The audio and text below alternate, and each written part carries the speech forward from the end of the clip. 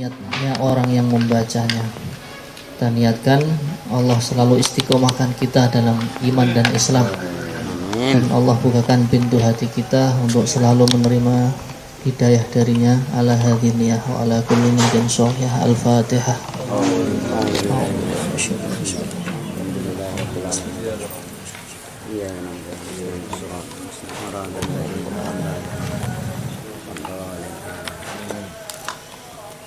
Bismillahirrahmanirrahim. Kita lanjutkan bab walimah atau resepsi pernikahan, halaman 424.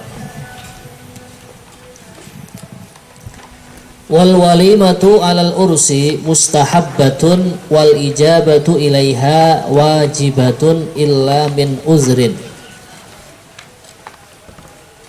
Walimah atau resepsi pernikahan itu hukumnya sunnah, dan mendatangi undangan walimah itu hukumnya wajib kecuali ada uzur atau alasan-alasan yang mendesak yang sekiranya tidak bisa datang. Kemudian juga yang perlu kita perhatikan di sini, beliau mengatakan mendatangi undangan walimah itu wajib. Lah kadang di dalam acara walimah itu, mohon maaf, ada perkara-perkara yang tidak sesuai dengan tuntunan agama Islam. Misalkan ada musik-musik yang hukumnya diharamkan oleh agama, atau di situ ada minum-minuman keras misalkan. Nah, maka di sini kita bisa mensiasatinya. Datangnya itu mungkin sebelumnya atau setelahnya. Ya. Kalau sebelumnya kan mungkin kita untuk menjaga hati orang yang mengundang, mohon maaf Bapak, saya pas hari undangan jenengan itu saya ada uzur, ini saya majukan. Sehingga kita tetap hikmah di dalam mensikapi hal-hal yang terjadi di dalam undangan walimah yang tidak sesuai dengan syariat. Atau mungkin setelahnya, ya kita mohon maaf kemarin saya ada halangan nggak bisa hadir tepat waktu, wah ini saya qadha. Sehingga hati kita tetap enak dengan yang mengundang. Ini yang perlu kita pahami. Asli hukum kalau kita diundang untuk walimahan, hukumnya adalah wajib. Tapi mengadakan walimahan itu sendiri hukumnya adalah sunnah. An Anas bin Malik radhiyallahu anhu anna Nabiy sallallahu alaihi wasallam ra'a Abdurrahman bin Aufin athara sufrah. Faqala ma hadza? Qala tazawwajtu muratan ala wazni nawatin min dhahabin. Qala barakallahu laka awlim walau bisyatin. Dari Anas bin Malik radhiyallahu anhu, sesungguhnya Nabi sallallahu alaihi wasallam melihat bekas kuning-kuning pada baju Abdurrahman bin Auf. Seraya bertanya, "Apa ini?" Ia menjawab, "Saya telah menikah seorang perempuan dengan mahar emas seberat biji kurma." Beliau bersabda, "Semoga Allah memberkahi kamu, buatlah walimah walaupun dengan memotong seekor kambing." Dalam hadis ini menerangkan bahwasanya kita apabila melihat orang yang sedang akad nikah atau sedang diundang walimahan, kita disunnahkan untuk mendoakan kepada mempelai kedua dengan doa seperti yang dicontohkan oleh Nabi, barakallahu laka atau lakuma. Semoga Allah memberkahi kamu atau memberkahi kedua pasangan suami istri. Kalau tidak bisa bahasa Arabnya ya bahasa Indonesia atau bahasa Jawa. Mugi-mugi Allah paring berkah dumateng panjenengan berdua. Amin Allahumma amin. Nah, gitu.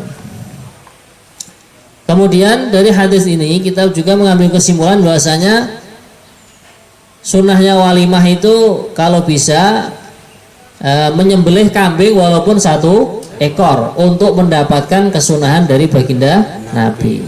Aulim walau bisyatin. Buatlah walimahan walaupun dengan menyembelih seekor kambing. Maka saya pernah bertanya, Ustaz mohon maaf ini hikmahnya apa ya kok Rasulullah itu bersabda buatlah walimah itu walaupun dengan seekor kambing. Ternyata di dalam daging kambing itu yukawir rujula, menguatkan kejantanan katanya. Maka itulah bagaimana Rasulullah itu kan mengarahkan kan Dalam arahan Rasulullah ada hikmah-hikmah yang kadang kita tidak paham. Nah, ternyata daging kambing itu menguatkan kejantanan pada diri orang yang sedang menikah. Lebih-lebih kalau ramuannya orang Arab itu katanya pahanya kambing itu, paha kambing yang bagian kanan belakang itu nanti dagingnya itu diambil ya, jangan dipisahkan dari lemak-lemaknya. Nah, kemudian itu direndam pakai madu yang asli. Allah, luar biasa. Mantap. Resep. Ini obat yang tanpa efek samping dan murah, di sekitar kita ada semua. Nah, ini sedikit cerita tentang hikmahnya walimah, walaupun paha kanan, paha kanan direndam pakai madu minimalnya 21 hari. 21 hari ya. Tulis sekarang ditulis semuanya. Iya, itu nanti kalau betul-betul asli madunya itu sampai dagingnya itu hilang, mencair menjadi cairan ya menjadi mencair itu. Jadi kalau tidak asli ya biasanya paling tidak ya bau sedikit lah, bau dagingnya itu Pak. Nah, kalau kuat ya monggo dicoba silakan ya. Mentah, daging mentah. Kalau matang itu kan serat-serat kejantanannya sudah dilebur dengan panasnya api ya. Sudah berubah. Sate setengah matang. Ya. Ket mate berarti sate paha kambing biasanya. Iya. Ya. Ya, kita lanjutkan. Mendatangi undangan walimah itu hukumnya wajib berdasarkan hadis Nabi sallallahu alaihi wasallam Ani bin Umar radhiyallahu anhu qala ila akhiril hadis, yang artinya dari Ibnu Umar radhiyallahu anhu ia berkata Rasulullah sallallahu alaihi wasallam telah bersabda, apabila salah seorang di antara kamu diundang walimah maka datangilah. Nah, ini sabda baginda Nabi, perintah beliau. Apabila kita diundang walimahan maka datangilah. Dalam riwayat Imam Muslim ditegaskan dengan kalimat waman lam yujib ad-da'wata faqad asallaha wa rasulah.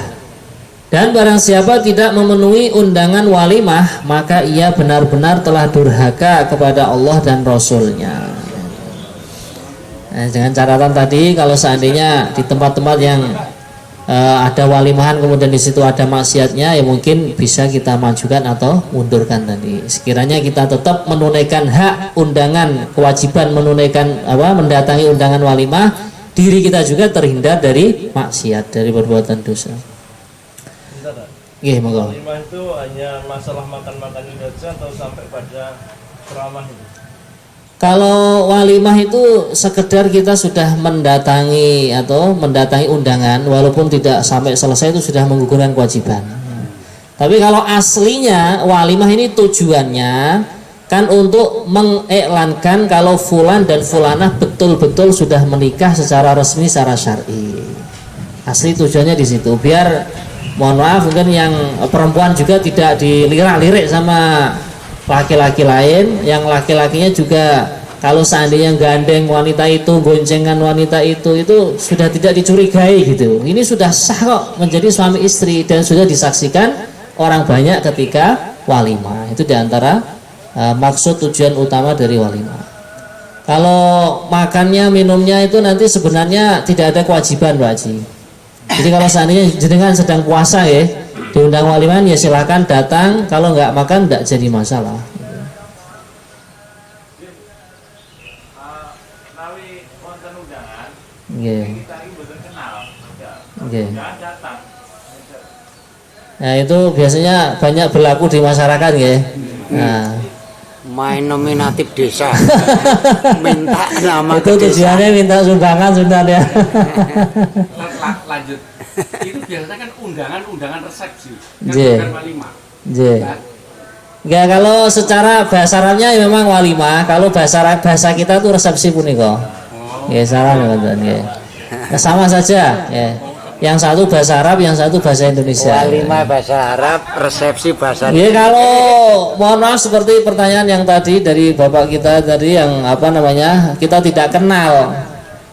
Nah ini kalau melihat zahirnya hadis ini intinya kalau kita diundang orang Islam ya tidak ada udzur ya wajib datang. Mungkin kalau ada udzur misalkan mohon maaf kalau di tempat kita kan budayanya datang walimah ya bawa amplop gitu ya. Nah, ya kan ya bisa disiasati lah yang namanya sedekah kan tidak harus sesuai nominal yang apa namanya yang dibudayakan di situ kan. Ya.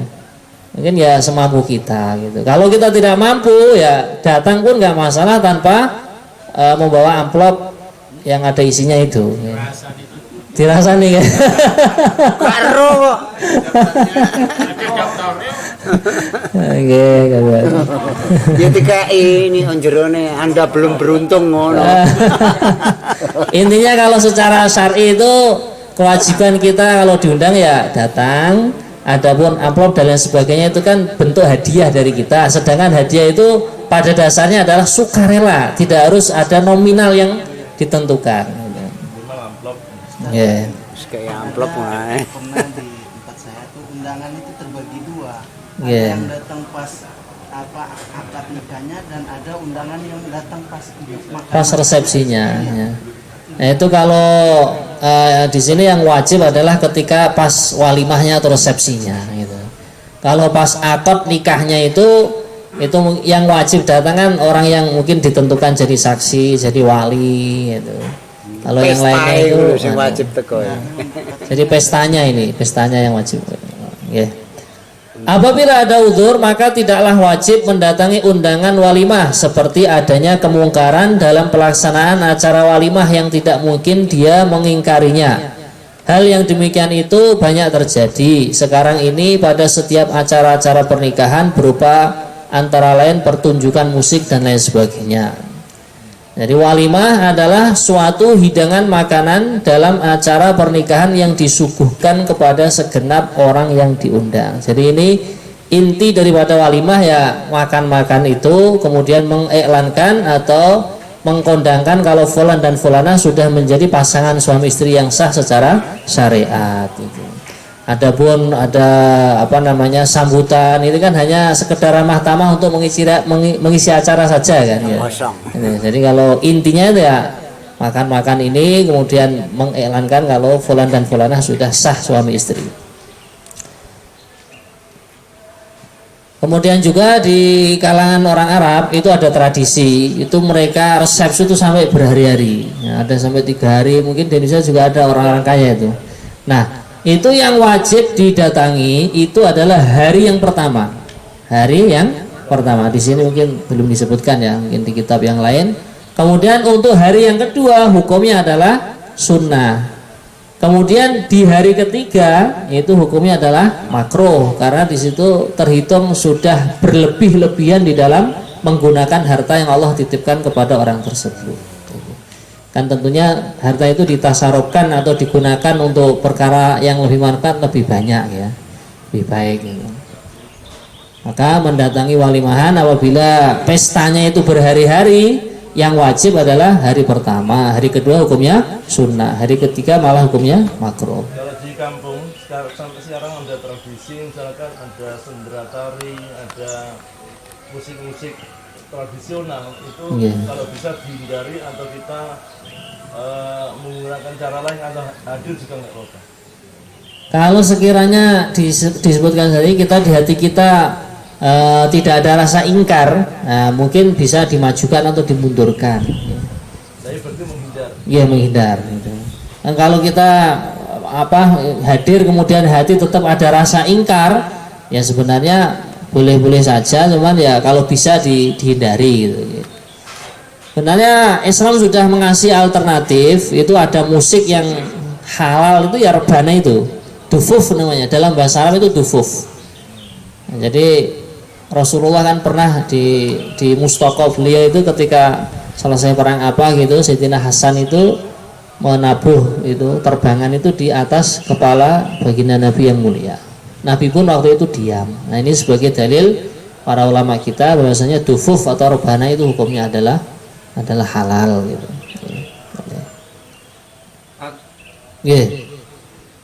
Biasanya itu kalau sudah musim pernikahan itu kan undangan sampai numpuk 2, 3, mungkin 4 waktu dan sama bersama itu bagaimana Pak? Lah, kalau seperti itu yang wajib kita datangi itu yang pertama kali datang. Undangan ini yang pertama kali datang yang mana? Itulah yang wajib kita datangi. Kalau yang kedua, yang ketiga, kalau kita tidak ada kemampuan ya nanti dihitung uzur. Nah, itu uzur. Karena itu tadi kita sudah didahului oleh orang lain. Cuman namanya tetangga itu kadang kita kan tidak enak ya. Nah, makanya tadi bisa disiasati mana yang harus saya dulukan, saya hadir di situ, mana mungkin yang lain bisa diwakilkan atau datang sebelumnya atau setelahnya. Kalau anu Ustaz, Nggih. diundang nggak datang, titip amplop temannya, ini budaya juga ini, gimana itu? Ya, itu Iya kan? Budaya itu, ini titip aku. iya. Ya. Ya itu tadi pada intinya kalau kita tidak ada udzur, itu sebenarnya orang yang mengundang itu kan kalau hati nuraninya itu kan lebih suka didatangi orangnya kan daripada amplopnya. Malah suka amplopnya. Gak teko wonge sementing amplope kalau sini itu, Pak. Segone ya ora kalong. Ngirit.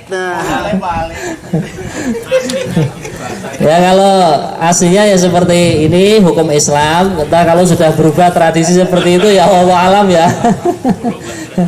Oke. Zaman sekarang Zaman milenium. Itu ya kantor yang gitu.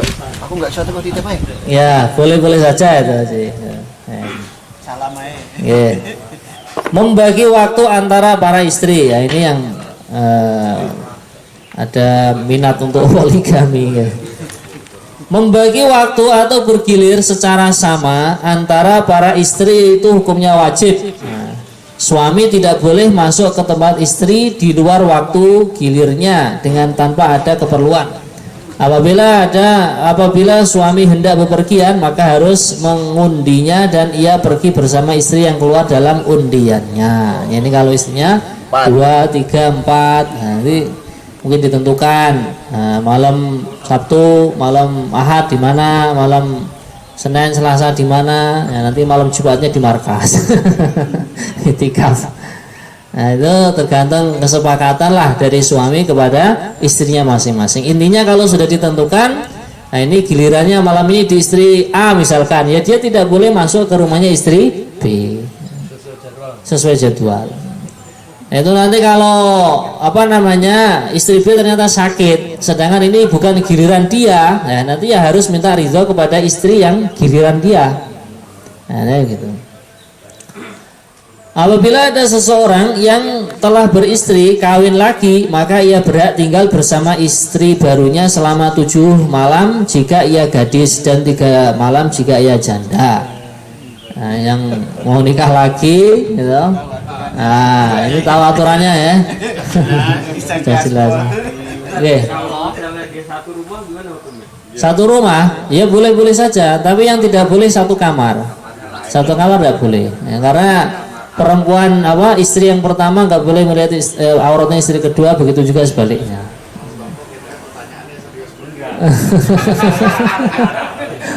gara-gara Pak Kambing.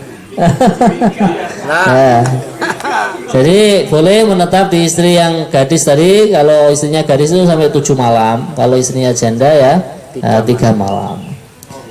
Seorang suami bila merasa khawatir istrinya tidak patuh, maka ia harus menasehatinya. Nah ini cara mendidik istri ya. Cara mendidik istri, maka pertama tidak boleh langsung main tangan ya, main KDRT itu ya, harus dinasehati dengan lemah lembut. Apabila masih tetap tidak patuh, maka ia boleh pisah ranjang dengannya. Nah, pisah ranjang. Tapi ini kalau orang pisah ranjang itu belum berarti sudah ditolak, dicerai ya. Ya, pisah ranjang ini merupakan mendidik istri supaya dia lebih patuh kepada suami. Dan jika masih tetap tidak patuh, maka suami boleh memukulnya di samping berpisah ranjang dengannya. Nah ini memukul ini kalau menurut guru-guru yang mengajari kami tidak sampai lebam, tidak sampai ini ya. Cukup memukulnya itu pakai siwak. Pakai siwak, biasanya siwak kan panjang ya, segini kurang lebih itu cukup ini. Nah, itu saya rasa iya siwak kecil itu. Ya enggak lah. Intinya memukulnya itu ghairu mubarrih, tidak sampai melukai, sampai patah jarinya, keluar darahnya enggak. Nah, kemarin kan sudah diterangkan kan kalau seandainya sudah tidak ada kecocokan antara suami dengan istri, fa imsakum bima'rufin au tasrihun bi ihsan, dipertahankan dengan baik, dilepas juga dengan baik gitu. Bagian giliran dan nafkah seorang istri itu gugur atau tidak wajib diberikan sebab ia tidak patuh atau yang dinamakan nusyuz ya. Jadi sekali istri misalkan mohon maaf jenengan karena tadi habis makan madu kambing tadi, nah minta jatah kepada istri, lah kok istri menolak, nah hari itu istri tidak wajib jenengan beri nafkah. Nah, beras 2 mut dan lauk pauk di hari itu tidak wajib jenengan berikan kepada istri karena dia tidak patuh. Atau misalkan mohon maaf istri berani-beraninya memasukkan lelaki ke dalam rumah jenengan tanpa izin jenengan, nah ini juga dihitung nusyuz atau bangkang kepada amanahnya suami. Dan nusyuz itu banyak, termasuk istri keluar rumah ya, kalau dihitung agama secara agama ya, keluar rumah tanpa izin suami itu pun sudah dihitung nusyuz, dihitung membangkang. Kecuali kalau sudah menjadi kebiasaan, misalkan rumah jenengan dengan adik-adiknya atau dengan saudaranya, lah ini istilahnya istri itu sudah sering nonggo ke rumah masnya atau ke rumah adiknya itu ya. Nah itu menurut jenengan ya hal-hal wajar, maka itu tidak masalah, itu nggak dihitung nusyuz. Tapi kalau orang Arab itu ketat sekali Pak, ketat sekali. Istri keluar rumah itu masya Allah, menurut mereka kalau nggak izin itu ini sudah aib. Makanya di sana kalau malam hari kok tahu-tahu ada perempuan ketok-ketok pintu ke rumah itu ya, di sana kok sampai berani membukakan, wah itu sangat aib. Mungkin si istri itu sedang nusyuz kepada suaminya. Dasar kewajiban membagi waktu giliran secara sama antara istri-istri adalah hadis Nabi An-Nabi Hurairah radhiyallahu anhu anna Rasulullah sallallahu alaihi wasallam qala man kanat lahum ra'atani famala ila ihdahuma falam ya'dil bainahuma jaa yaumal qiyamati wa shikkuhu ma'idun. Dari Abu Hurairah radhiyallahu anhu, sesungguhnya Rasulullah sallallahu alaihi wasallam telah bersabda, barang siapa memiliki 2 istri dan lebih condong pada salah satunya atau tidak adil, nah ini yang istri yang muda digilir terus, yang tua nggak pernah didatangi, nah ini namanya tidak adil, maka di hari kiamat nanti pahalanya jatuh sebelah, karena tidak adil tadi. Nah kalau keadilan tentang kasih sayang itu ya tidak bisa dipungkiri lah.